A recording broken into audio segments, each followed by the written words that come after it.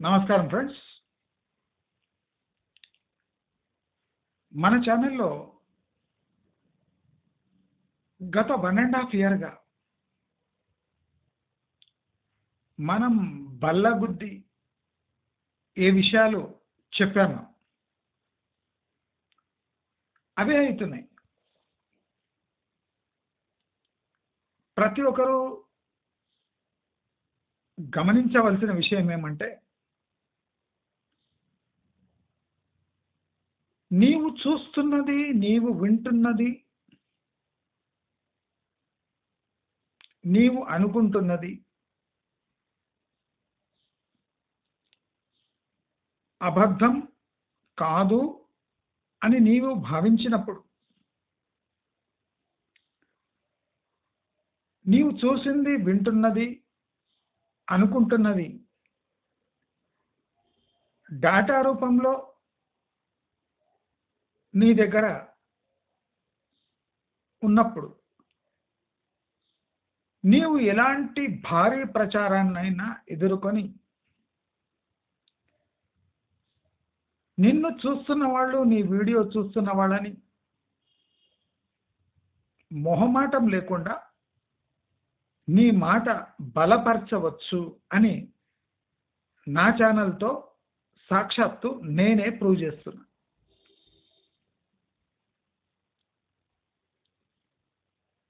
One and half ఇయర్‌లో నాకు shorts, gimmicks,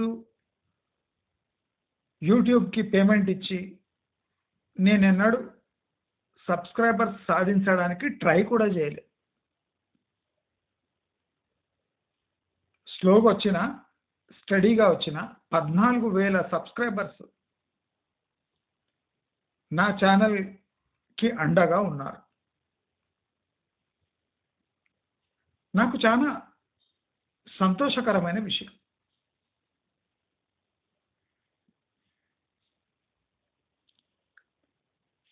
అసలు నా జీవితం 10 మందికి సహాయం చేయాలంటే డైరెక్ట్‌గా వెళ్ళి సహాయం చేసే నా దగ్గర టైము లేదు. అంత డబ్బు లేదు. రెండూ లేకుండా నా లైఫ్‌ని 10 మంది గుర్తించేటట్టు, వాళ్లకు ఉపయోగపడేటట్టు ఎలా చేయాలి అని ఆలోచిస్తుంటే, ఈ ఛానల్ ద్వారా అది సాధించడం జరిగింది.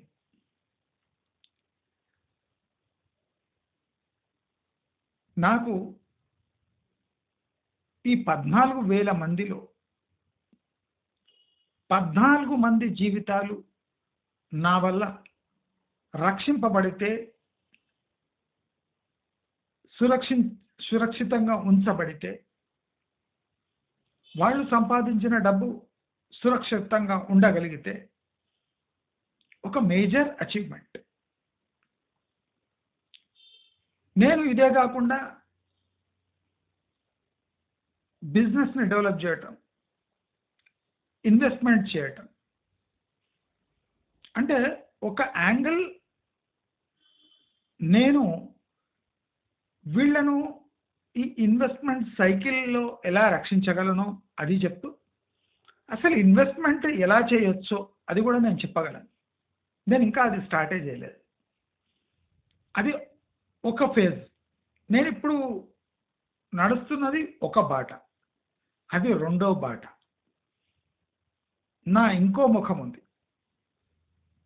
దాంట్లో అసలు ఎలా చేయొచ్చో, బిజినెస్ ఎలా రన్ చేయొచ్చో ఖచ్చితంగా విత్ ప్రూఫ్స్ నేను చూపించే సత్తా, ధైర్యం, స్కిల్ నాకుంది. దేవుడి దయ వల్ల.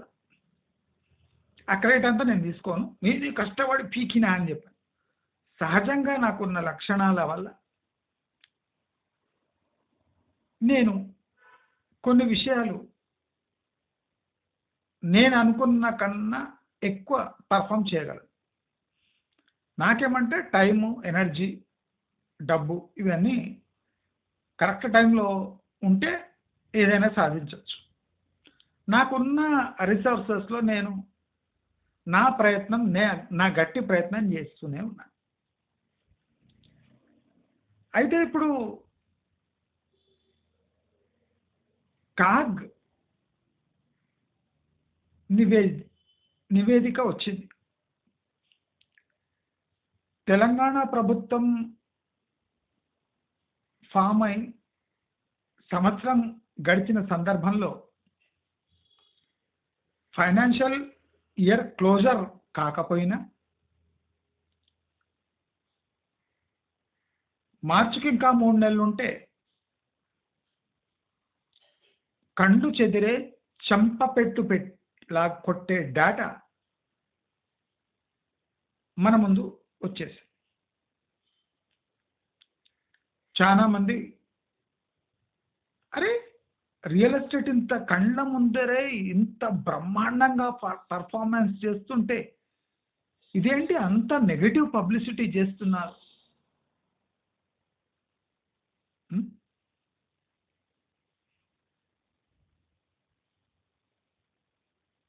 అసలు ఫ్యూచర్ సిటీ ఇంత బ్రహ్మాండంగా నిర్మాణం అవుతుంటే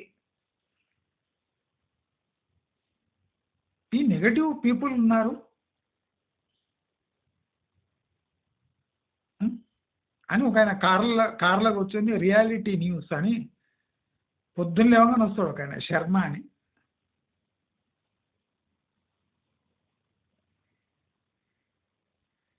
నాకుల పైననే అనుకుంటా ఆయన బాపరాయననే, కానీ నాకు ఆయనకు అంత డిఫరెన్స్ ఉంది.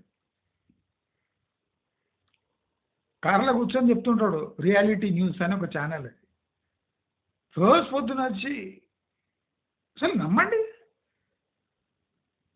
ఇంత డేటా ఇంత స్పష్టంగా ఉంటే ఈ నెగిటివ్ పబ్లిసిటీ ఏంది నాకు అర్థమైంది లేదు అంటాడు. నేను ఎన్నిసార్లు కమెంట్లో పెట్టిన బిజినెస్ కానీ రియాలిటీనే. తెలంగాణ ప్రభుత్వం రిజిస్ట్రేషన్ శాఖకు 18,000 కోట్ల టార్గెట్ పెడితే అతి కష్టం మీద 9,000 కోట్ల టార్గెట్ రిజిస్ట్రేషన్ శాఖ ఇప్పటి వరకు సాధించగలిగింది. దానికి ఇంకా 3 నెలలు మిగిలింది. ఇంకా 9,000 కోట్లు అది టార్గెట్ అచీవ్ చేయాలి. ఇది పాసిబుల్ కాదు అని క్లియర్గా రిజిస్ట్రేషన్ శాఖ ముఖ్యమంత్రి ఆఫీస్కి చెప్పేసి 18,000 కోట్ల టార్గెట్. ఇంకా భూముల ధరలు రిజిస్ట్రేషన్ ధరలు పెంచలేదట. ఎందుకో పెంచుంటే తెలుస్తుండే. అంటే పెంచుద్దామని భయపెట్టి 9,000 కోట్లు టార్గెట్ సాధించారు. కొస్సమేరుపు డేటా నవంబర్ వరకే చెప్తుండ్రు. ఎందుకు నవంబర్ దాటి రండి, ఒక నెల డేటా చూద్దాం. టాటా తీసినట్టయితే నవంబర్కి రిజిస్ట్రేషన్ ఛార్జెస్ పెంచుతామని అబద్ధపు ప్రచారం చేసి భయపెట్టి అందరినీ రిజిస్ట్రేషన్ చేపిస్తే 9,000 కోట్లు వచ్చినాయి. లేకపోతే 5,000 కోట్లు దాటకుండా 18,000 crore టార్గెట్ పెడితే టోటల్ ఇయర్ దాటే వరకు 7,000 అంటే మార్చి వరకు కూడా 7,000 దాటకుండా వాళ్ళు ఏం చేసిండ్రు, ఒక ట్రిక్ యూజ్ చేసిండ్రు. నవంబర్ మేము రిజిస్ట్రేషన్ ఛార్జెస్ ల్యాండ్ రేట్స్ పెంచబోతున్నాం అని చెప్పి గడబడి చేసి మొత్తం రిజిస్ట్రేషన్ చేయించారు. అంటే ఇది కూడా మోసం, ప్రజలతో చేసిన మోసం, గారడి. ఆ గారడీలు చేస్తే 9,000 కోట్లు. అంటే టోటల్ తెలంగాణ మొత్తం పిండితే పిండితే ఎన్ని వెళ్ళినాయి? 1,80,000 కోట్ల ఆస్తులు రిజిస్ట్రేషన్ చేశారు.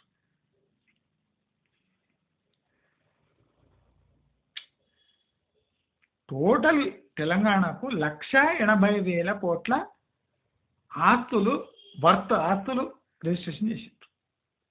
1,80,000 crores ఆఫ్ నెట్ వాల్యూ. దాంట్లో వీళ్ళకి రిజిస్ట్రేషన్ ఆఫీస్కి వచ్చిన డబ్బులు 9,000 కోట్లు.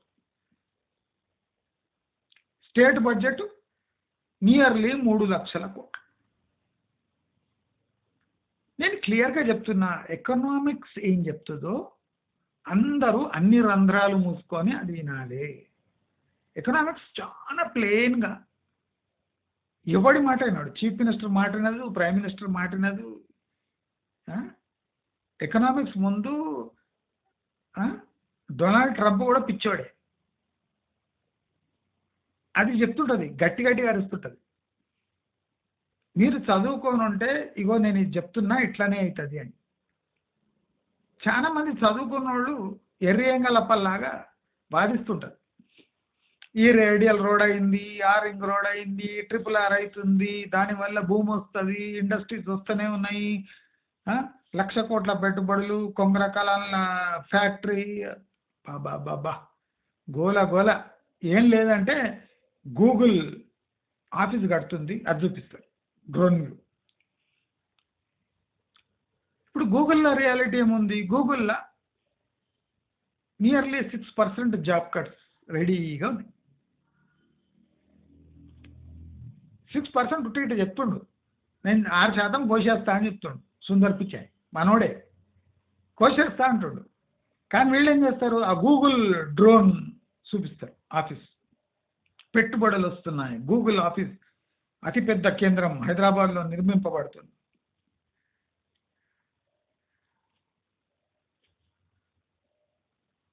మీరు డ్రోన్ని నమ్మాలనా, గ్రౌండ్ బిల్డింగ్లను నమ్మాలనా, ఆర్థిక వ్యవస్థను నమ్మాలనా, పొలిటికల్ కేరింతలను నమ్మాలనా? మైకు పట్టుకున్న కేసీఆర్ని నమ్మినట్టే ఉంది కథ. కేసీఆర్ చేసిన ద్రోహం రైతులకు ఏ లీడర్ చేయలే. ఆ ₹1,00,00,000 ఎకరా అన్నది ఇప్పటి వరకు కూడా చెవులలో గీయమంటుంది రైతులకు. ఇంకా ₹1,00,00,000 వస్తాయేమో, అందుకోసం ఇంకా ఇక్కడ తగ్గి 35 లక్షలకు వచ్చి కూర్చుంటారు. బేరాలు అయితలేవు. 35 లక్షలకు వచ్చేసారు. ఇప్పుడు కరెక్ట్ ₹1,00,00,000 నుంచి సీదా 35 లక్షలకు వచ్చారు. ఇప్పుడు రింగ్ రోడ్ దగ్గర వచ్చి కూర్చున్నారు. ఒక టెంట్ వేసుకొని ఎక్కడైనా 35 లక్షల ఎకరా. ఏముందిరా దాంట్లో? సంవత్సరానికి 60-70 వేలు వెళ్తలేవు నీ ఎకరా పొలం నుంచి. కానీ నీకు ఎంత కావాలి? 35 లక్షలు కావాలి. ఎందుకు కావాలరా అంటే బక్కపల్సటోడు చెప్పాడు ₹1,00,00,000 పోతాయి. లాజిక్ లేదు, అంత మ్యాజిక్కే.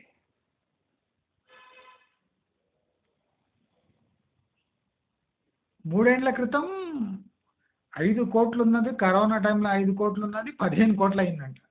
10,000 కోట్ల ఎక్స్ట్రా రిజిస్ట్రేషన్ అయింది. అన్నీ దొంగ ప్రాపర్టీస్ రిజిస్ట్రేషన్ అయినాయి. దాన్ని జీడిపి గ్రోత్ కింద జమగట్టి ఫాస్టెస్ట్ గ్రోయింగ్ స్టేట్ అని లెక్కలేసుకున్నారు. ఇవాళ ఏమైంది?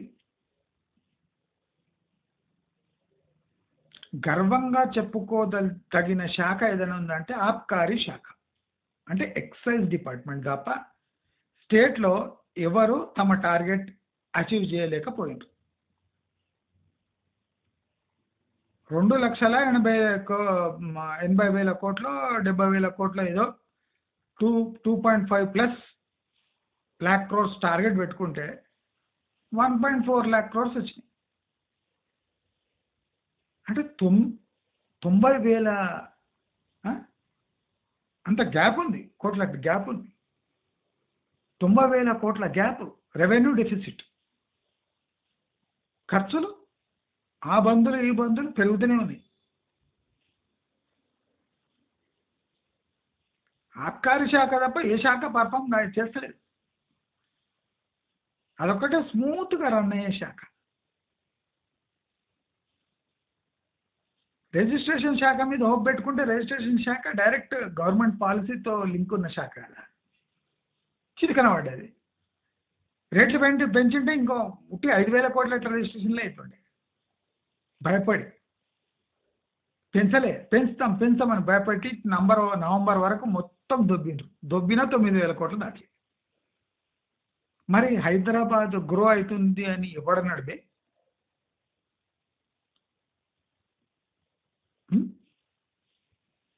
ఏ ముఖం పెట్టుకొని ఏ లాజిక్తో చెప్తారు హైదరాబాద్ గ్రో అవుతుంది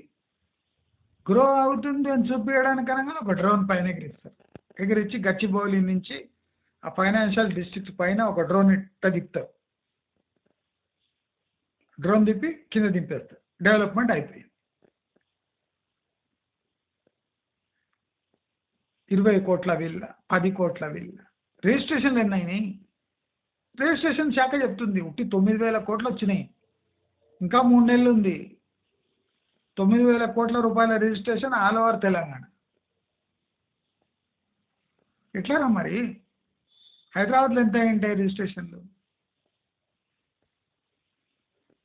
భయపడి ఎంతమంది రిజిస్ట్రేషన్ చేసుకుంటారు? అది కూడా ధర పెంచుతున్నామని భయపడి ఎంతమంది రిజిస్ట్రేషన్ చేసుకుంటారు? ఇప్పుడు ధర పెంచినరా? పెంచాలి. దమ్ము లేదు. ఒకటి పేపర్ల మీదే పెంచినాం పెంచుతాం పెంచి చూపించు, మొత్తం పడిపోతుంది. పెంచితే ఆదాయం 5,000 కోట్లకు దాటదు టోటల్ తెలంగాణ. అంటే రిజిస్ట్రేషన్ ఆఫీస్లో ఈగలు చూపే పరిస్థితి వచ్చింది. ఇది పక్కా రియాలిటీ, అందరూ తెలుసుకోవాలి. నేను చెప్తలేను, కాగ్ రిపోర్ట్ చెప్తాను. Targeted total revenue is falling by 50% అంటే the economy of Telangana is in dire states. అంటే ఘోరమైన పరిస్థితులు. ఇలాంటి పరిస్థితుల్లో కొబ్బరి నీళ్ళు తెచ్చి మూసిలేసి, మూసిని కొబ్బరి నీళ్ళు వేసి, కొబ్బరి నీళ్ళు మూసిలేసి ఈ పని చేస్తారు. ఆ బంధు, ఈ బంధు, ఈ రుణమాఫీ, ఆ రుణమాఫీ, ఈ సబ్సిడీలు, ఆ స్కాలర్షిప్లు, ఈ తిండ్లు, ఈ మెన్యూ, దీంట్లో తిన్నారా? సంక్షేమ ప్రభుత్వం తర్వాత ఆ రాష్ట్రం ఉండాలన్నా పోవాలన్నా?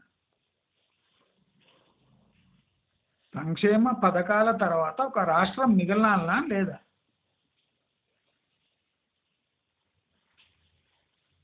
సంక్షేమం అవుతుంది. సంక్షేమం తర్వాత రాష్ట్రం గతి.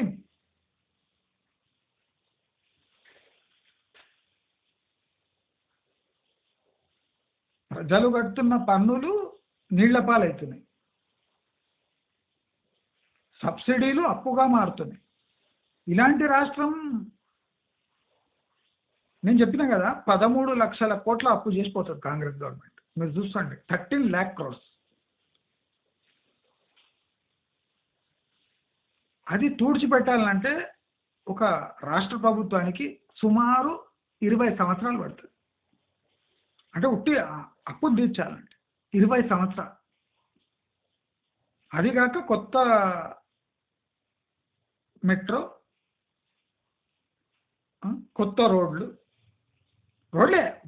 డెవలప్మెంట్ అంటే రోడ్ తప్పేంది.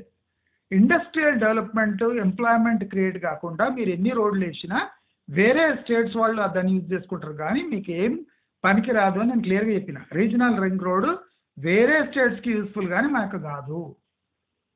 మనలో ఇండస్ట్రియలైజేషన్, ఇండస్ట్రియల్ ఇన్ఫ్రాస్ట్రక్చర్ డెవలప్ చేయడం కాదు, ఇండస్ట్రీస్ డెవలప్ కావాలి.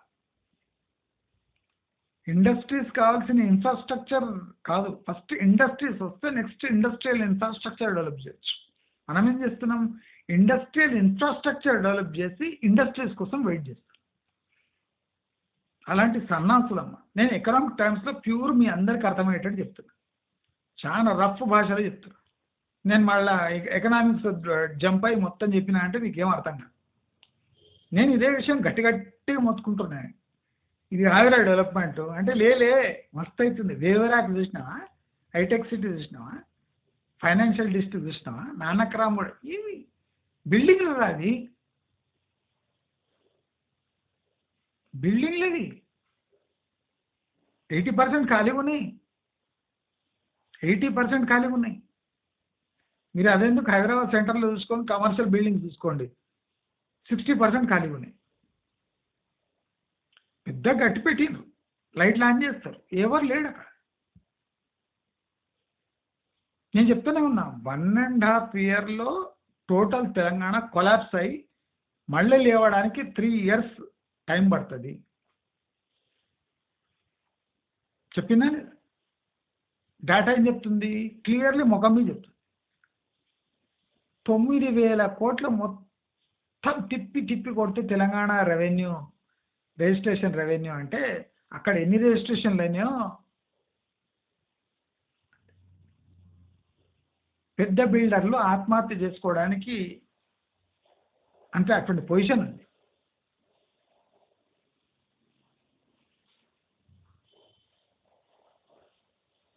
అంత ఘోరంగా ఉంది సిచ్యువేషన్. మనం ఒక ఇల్లు కడితే దాని అప్పులు అయితే ఈఎంఐ కట్టలేక వస్తాం కదా. ఓ 1,500 కోట్ల ప్రాజెక్టు కట్టి 6,000 కోట్ల ప్రాజెక్టు కట్టి వాడు చూద్దాం చూస్తుంటాడా? చిన్న కదా వాడికి.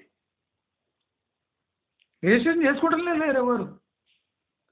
ఇప్పుడు చూడండి మీరు యూట్యూబ్లో మొత్తం మళ్ళీ రియల్ ఎస్టేట్ పడగెత్తుతున్నారు చూడండి, మొత్తం పడగొడతాం మళ్ళీ. ఇది నా శపథం, మొత్తం పడగొడతాం. మళ్ళీ వీడియోస్ వేసే స్టార్ట్ చేసింది అవలాగానే చేసి, మళ్ళీ డ్రోన్లు స్టార్ట్ అయినాయి. తిప్పి కొడదాం, తప్పకుండా తిప్పి కొడదాం. రేట్లు పడిపోయినాయి, పడుతూనే ఉన్నాయి. ఎక్కడ పడుతున్నాయి అంటారు, గుడ్డినా కొడుకులు మరి. ఈ రిజిస్ట్రేషన్ రెవెన్యూ చూస్తే తెలుస్తలేదు ఇంత ఎన్ని రిజిస్ట్రేషన్లు అయినాయి. రాష్ట్రం మొత్తం తిప్పి కొడితే 1,80,000 కోట్ల మొత్తం తెలంగాణ మొత్తం పిండి పిండి చేస్తే హైదరాబాద్లో ఎంత అయిండొచ్చు. ప్లాట్లు గీట్లు అయితే అసలు అమ్ముడు పోతుంది. అమ్ముకోవడానికి ట్రై చేస్తున్నాడు కానీ కొనడానికి ఎవరు ట్రై చేస్తలేడు. అది రియాలిటీ. వెస్ట్ హైదరాబాద్ టోటల్ బర్బాద్ అయిపోయింది. మీరు ఎన్ని వీడియోస్ వేసుకొని ఎన్ని డ్రోన్లు వేసుకున్నా నేను చెప్పిందే అవుతుంది అంతే ఫైనల్. ఎవడన్నా బిల్డర్స్ ఎవడన్నా సిగ్గుశరం ఉంటే నా మాట వినండి, బాగుపడుతుంది. అసలు ఆ ఫ్లాట్స్ ఎట్లా అమ్మాలో ఒక ప్లాన్ వేసుకొని అమ్మేశాడు. మొత్తం ఆల్ ఇండియా ప్రచారం చేసి ఆ ఫ్లాట్లు అమ్మాయి. మీరు రేటు దింపుతా అని అగ్రి అయితే నాతో కాంటాక్ట్ కాండి. నేనే వచ్చి వీడియోలు వేసి ప్రజలకు ఎంత చీప్గా ఫ్లాట్ దొరుకుతున్నాయని నేనే ప్రచారం చేస్తాను ఫ్రీలా. అమ్మేయండి, నేనే సహకరిస్తాను.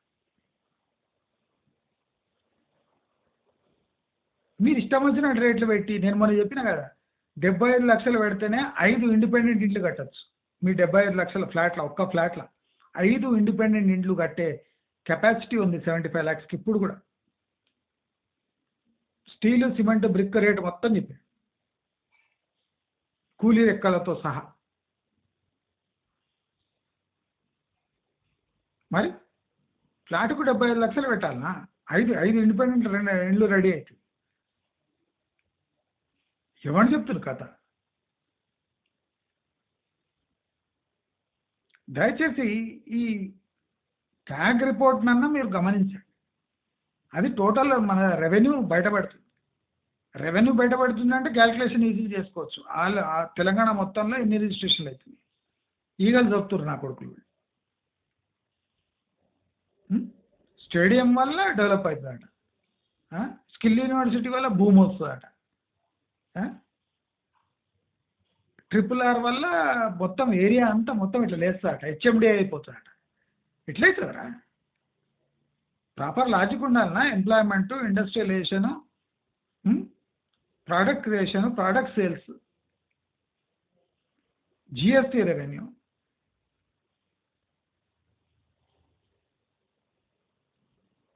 మనం ఏం చేస్తున్నాం?